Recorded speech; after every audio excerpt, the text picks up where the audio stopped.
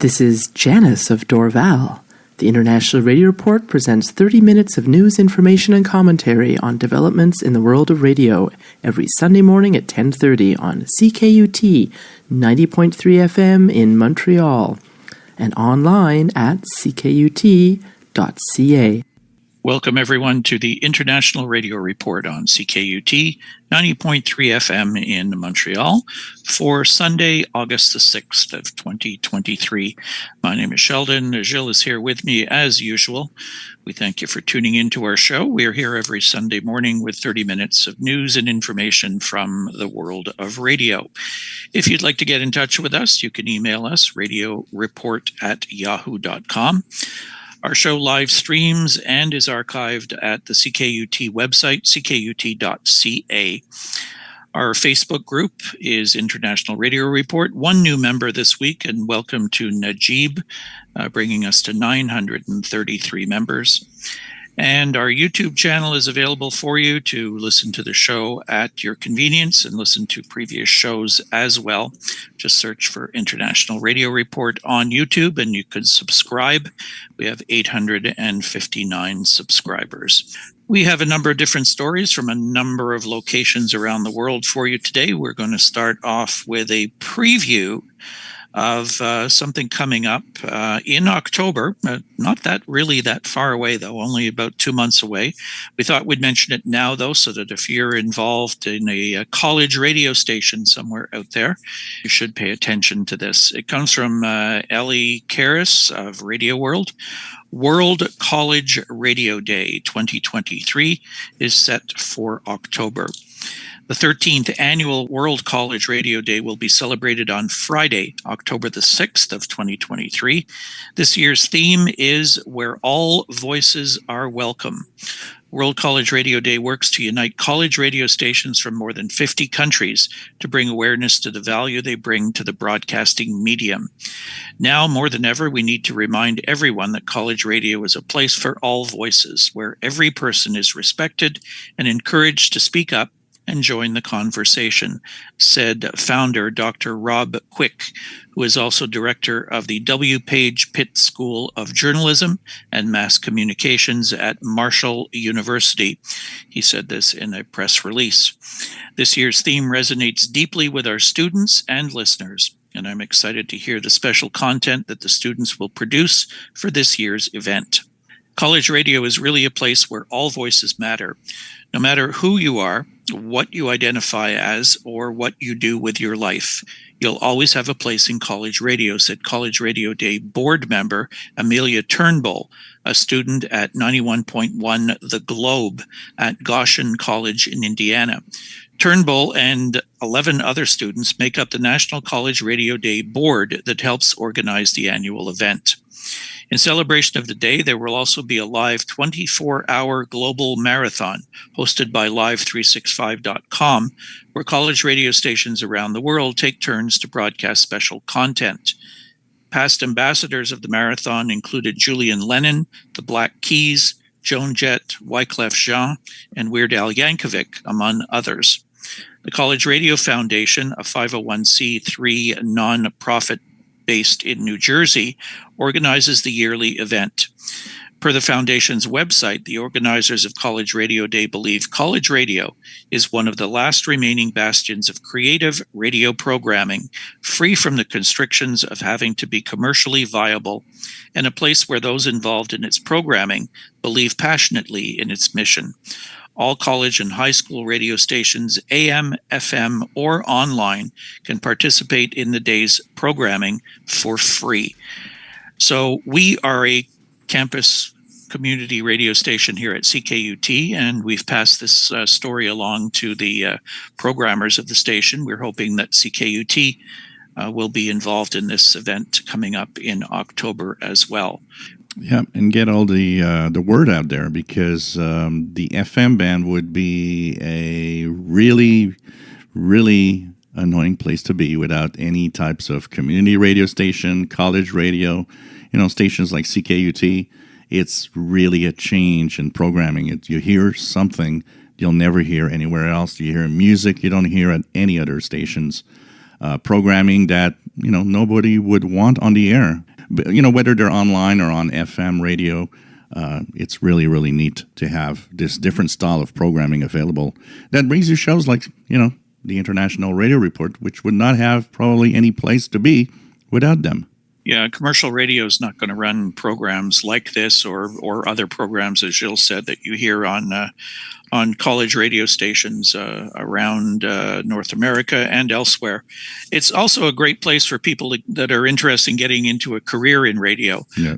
I know here at CKUT, there are all kinds of courses and workshops that go on teaching you all the different aspects of radio. In most cases, you can do all that for free at a campus or community radio station. So take advantage of it if you have it in your city or town as well. Yep.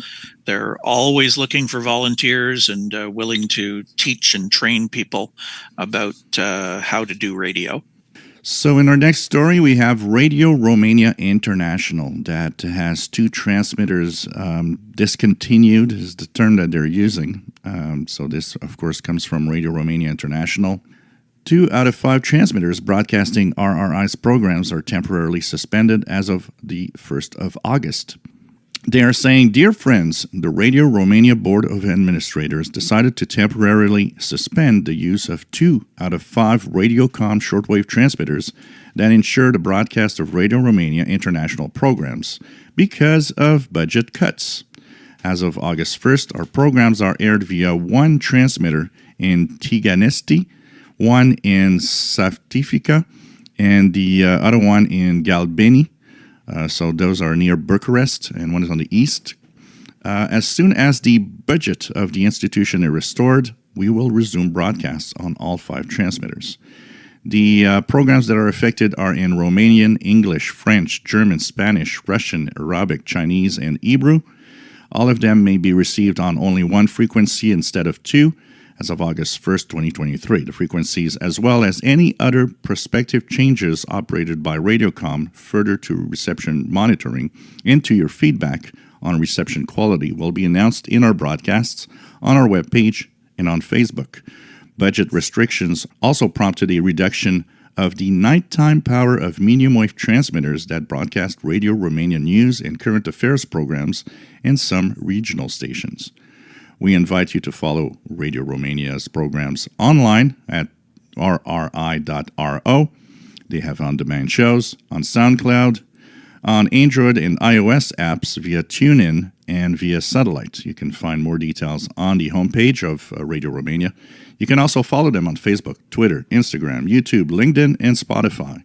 This situation has happened in the past. I'm a big monitor of Radio Romania. I listen to them regularly, and last year and the year before. It happens regularly. They usually come back to their regular transmissions. If you're in North America, the frequency they're using for 0 UTC is 11620, and the frequency they're using for the West Coast at 03 hours Universal Time is 9850. Maybe it's time to write to them and let them know you're out there, because every time something happens like that, it's always a little worrisome, because you're wondering, well, is that the start of, slowly phasing out shortwave? I don't think in this case it is, but maybe it's a good idea to say hello and I'm listening and I love your program. So, yeah, I think it's important to let them know you're out there and add a little line. Hope your other transmitters come back on the air. Yep. Gives you more options to be able to hear them, because, some days certain frequencies may not be working well, but another one might be. So to have the options is nice. And when it cuts down to 2, cuts your chances down a little bit sometimes of being able to hear them with a good signal. Yep. Our next story, we're going to give ourselves a bit of a break and let somebody else do the talking for a while. But it's an interesting story. We always, we have a lot of stories about bad things going on out there and upheaval in different countries and broadcasters being threatened and what have you. Well, this one is one of these feel-good stories, and it comes from the Australian Broadcasting by Helen Shield. And the headline's what caught my attention: Falling in Love by Morse Code. What's that all about? Well, we're going to let you take a listen to it, and we'll be back right after this report. Make me feel good. I know someone who fell in love through writing letters. It'd be hard to not know someone who's fallen in love over the internet these days. But have you ever met someone who has fallen in love over Morse code? By the early 1980s, Ulla Knox Little was already living an adventurous life as a radio operator on Danish ships. I also done a lot of trips on Nella Dan and Tala Dan up to the east coast of Greenland, which could only be during summer as well. Those ships, Nella Dan and Tala Dan, were also contracted for Australian Antarctic expeditions. So Ulla had an idea.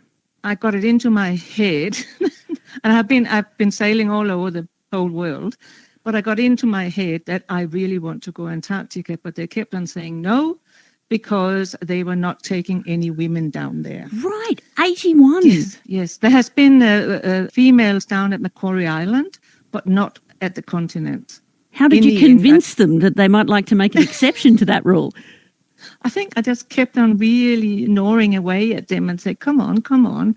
You know, women can do anything we want these days. And in the end, I think they either gave up because they were tired of me or they just decided that perhaps it was a good idea. So, yes, 1981, we left from Denmark. It took 6 weeks to come to Hobart. And then we were loaded with whatever we needed to take down. The beauty of those expeditions is burned into her memory. The very first times I went to Antarctica, it was the first icebergs we saw, or even little floaters. Sometimes, of course, we were stuck in the ice for days or weeks, you know, and we just couldn't go anywhere. But yeah, it's such a pristine environment. What was a typical shift in the radio room?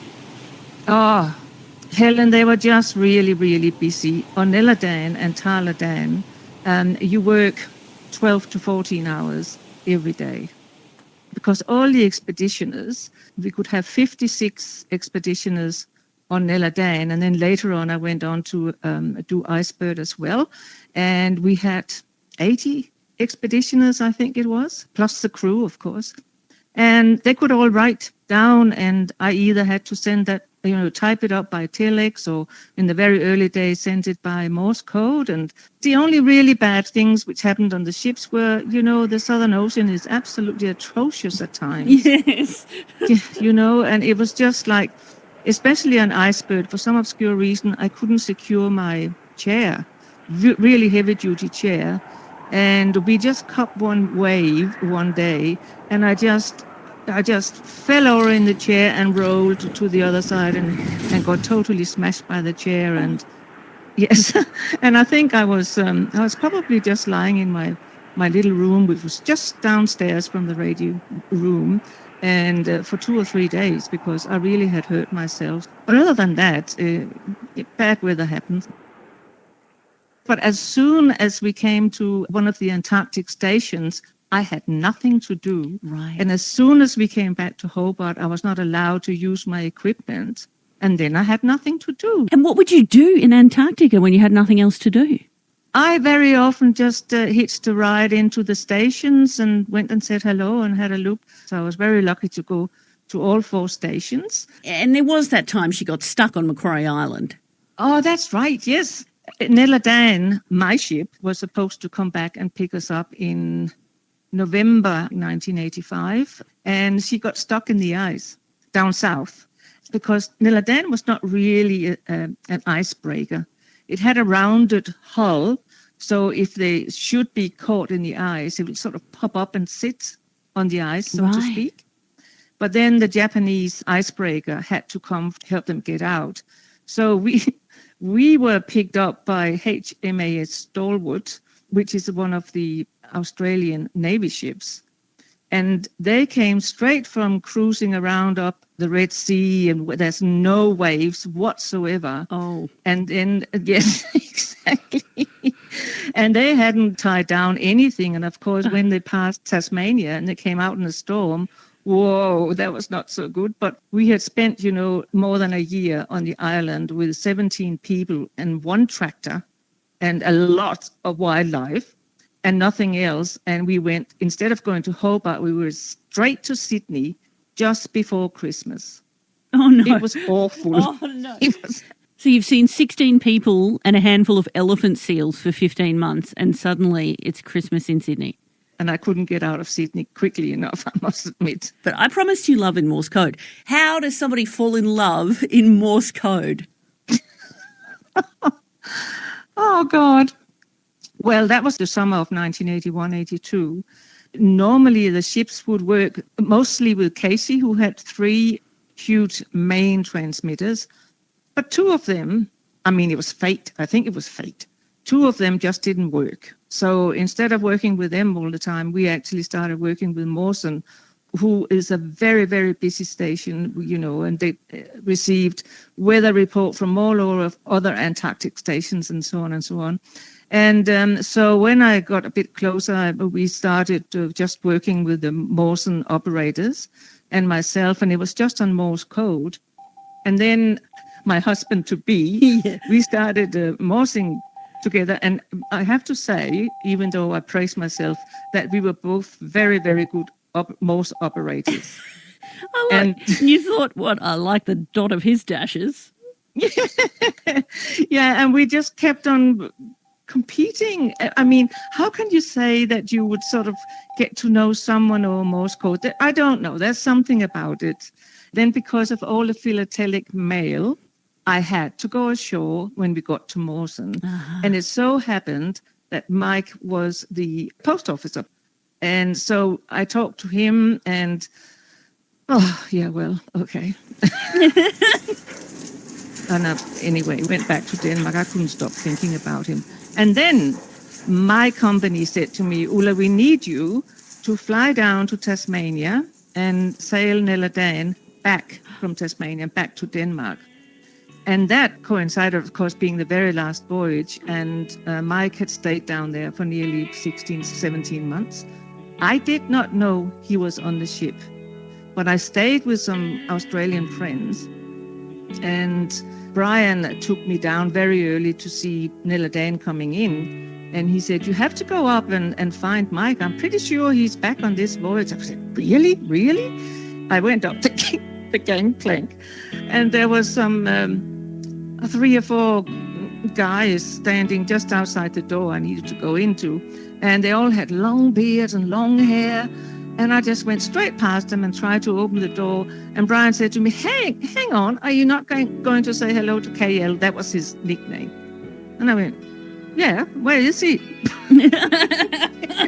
Have a shave, mate. Yes. And it was just in those 3 days we had together that we decided, it's going to be us. If you hadn't felt like fate was already hitting you with a baseball bat, then him being on that voyage. Yes.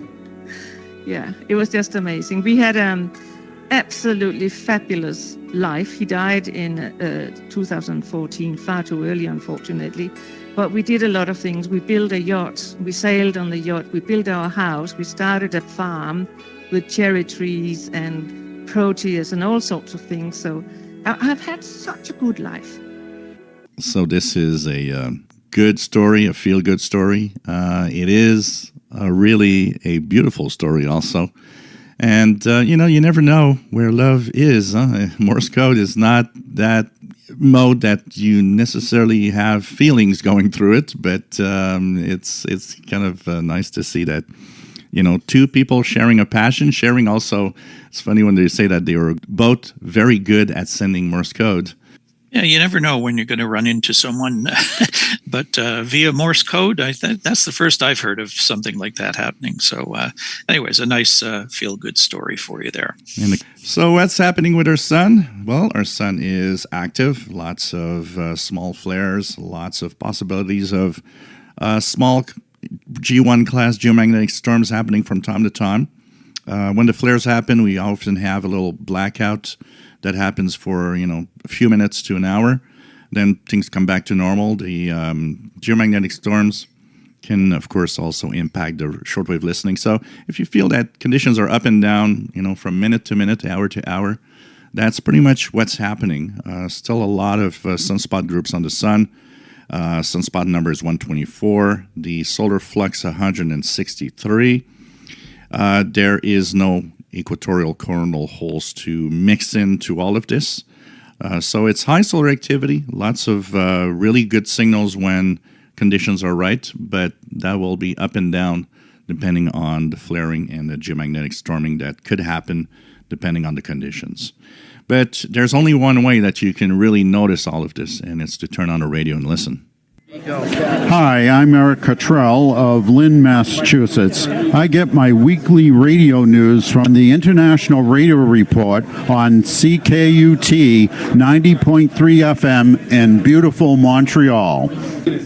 Now, if you've been around shortwave radio for a long time like we have, you may have heard broadcasts that used to be on shortwave from, at the time, was called the Armed Forces Radio and Television Service, AFRTS. It still exists out there. It's gone through some changes. It's disappeared from shortwave, but it does appear on AM and FM in different spots around the world, particularly where there are American troops stationed. And this story comes to us from Matthew M. Burke of the Stars and Stripes Journal. It's now called American Forces Network, AFN. And the American Forces Network hopes to have their AM radio station on Okinawa back on the air by the month of September. This comes from Camp Kinser in Okinawa.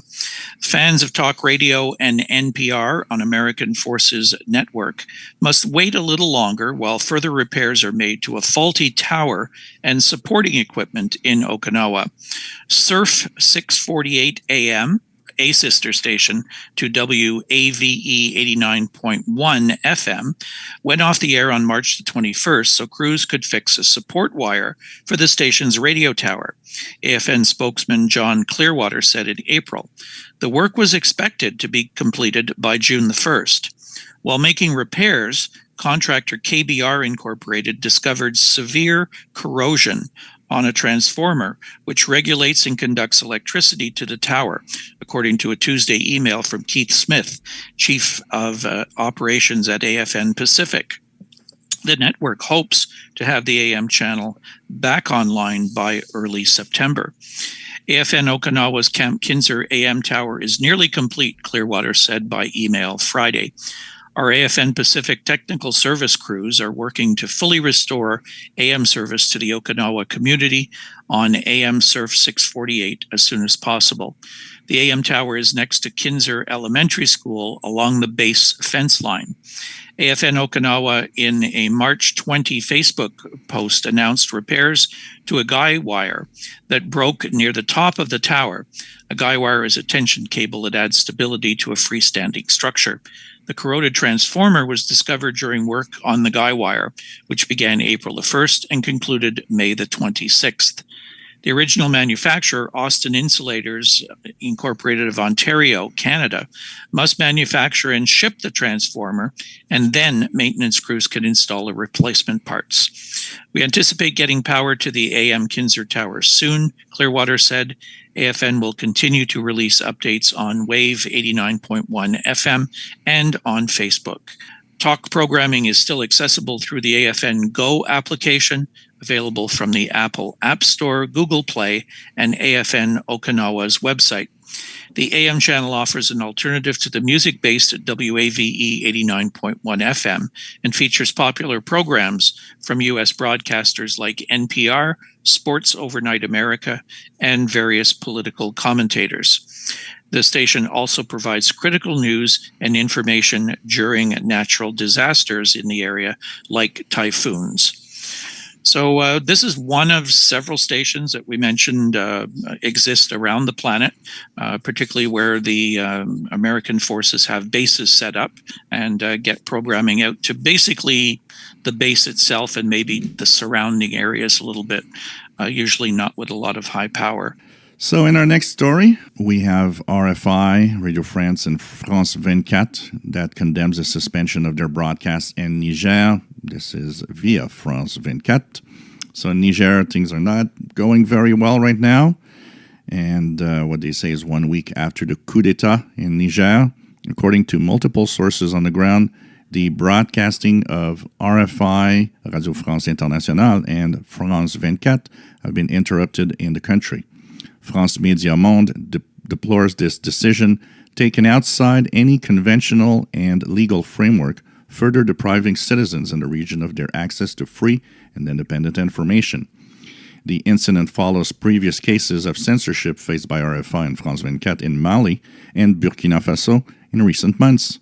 The group reaffirms its steadfast commitment to the freedom of information and the safety of its journalists.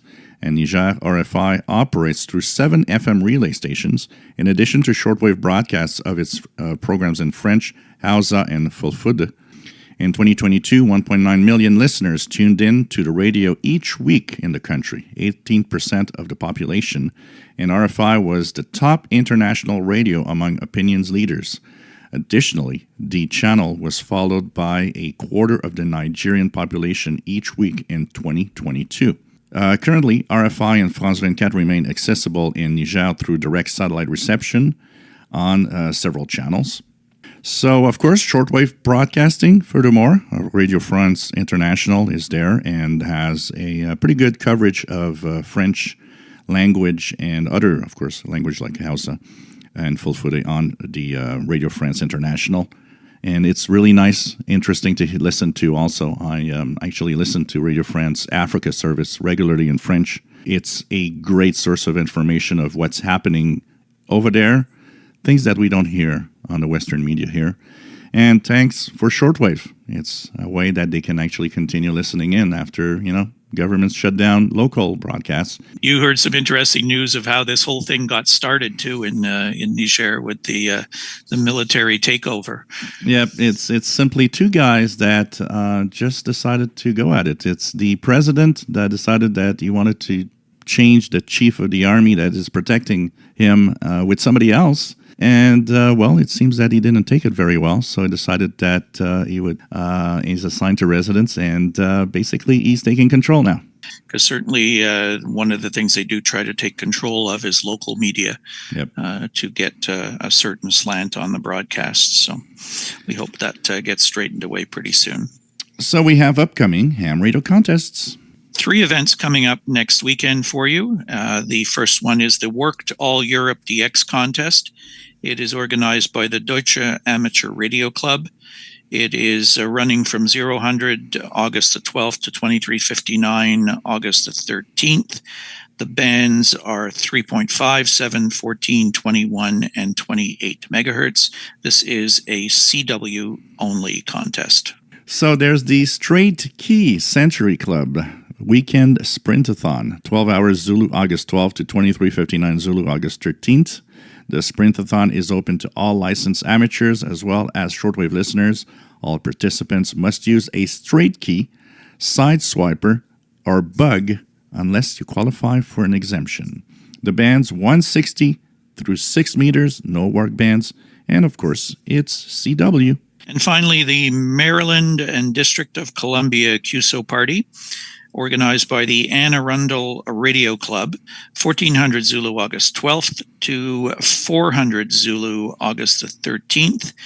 The Maryland DC QSO Party is to promote ham radio throughout the state of Maryland. And also the idea is to contact as many stations in Maryland and in Washington, D.C. Not sure how many hams there are in Washington, D.C. It's not that big a place. Nope. Contacts on work bands and 60 meters are not allowed. All other bands, though, can be used for this event. And the modes are phone, CW, and digital communication. So a little bit of everything on that one. And we are out of time. We thank you for tuning in once again. We are here every Sunday morning at 10:30 Eastern, 14:30 UTC. And you can check out the show again at your leisure if you miss it on Sunday mornings on our YouTube channel, which is International Radio Report, or on the ckut.ca website where the program is archived. That's it for us. Have a great week and talk to you next Sunday on CKUT 90.3 FM with the International Radio Report. Bye-bye. It's 8 o'clock. You're listening to AFAN, McMurdo Station, Antarctica. Heard locally on 100.1 FM.